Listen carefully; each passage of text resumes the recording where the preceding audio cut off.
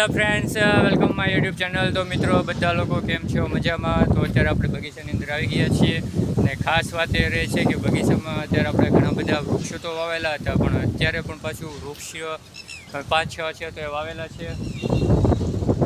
જો પપૈયો છે તો પપૈયાનું પણ વૃક્ષ આપણે વાવેલું છે. ત્યાર પછી બાજુમાં છે અલગ અલગ, તો એ પણ આપણે વાવેલા છે, તમે નીચે જોઈ શકો છો. ત્યાર પછી જામફળી છે તો જામફળીનું પણ આપણે રોપ વાવેલો છે. આ મિત્રો જામફળી રહી. ત્યાર પછી રાવણા છે તો રાવણાના પણ વૃક્ષો છે તો આપણે અહીંયા વાવેલા છે.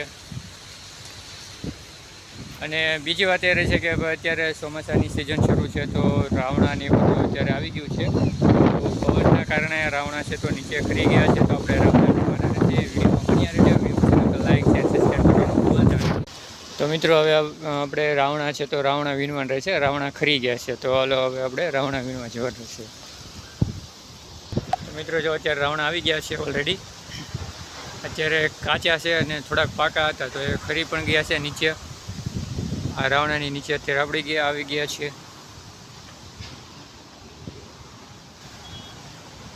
જો અહીંયા રાવણા અત્યારે ખરી ગયા છે, થોડા ઘણા અત્યારે વીણાઈ ગયા છે.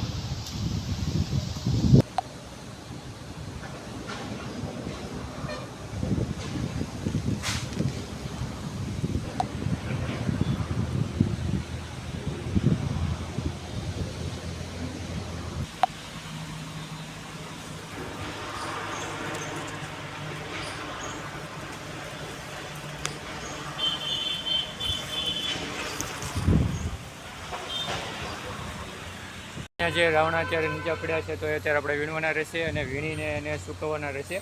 અને ત્યાર પછી જે એમના બિયા હોય છે તો બિયાનું ચૂર્ણ બનાવવામાં આવશે અને 2-3 વસ્તુ ભેળવવાની રહેશે.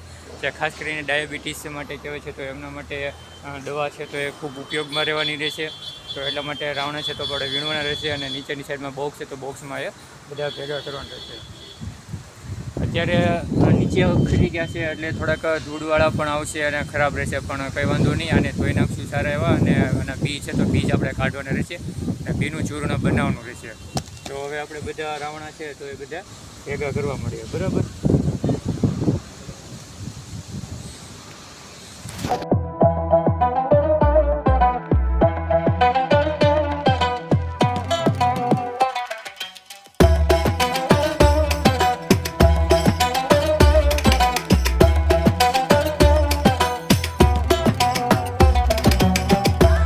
નીચે જે રાવણા પડ્યા હતા તો રાવણા આપણે એક બોક્સમાં હતા તો જે રાવણા અત્યારે એકઠા થઈ ગયા છે, ભરાઈ ગયા છે.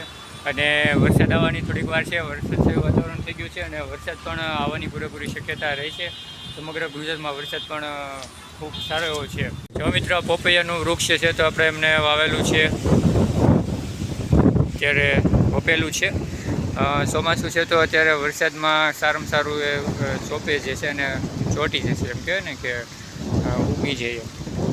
તો ડોલ છે તો ડોલની અંદર પણ આપણે વૃક્ષો છે તો અમુક છોડવા તો એ રાખેલા છે. લીંબુડી છે, મરચાં છે.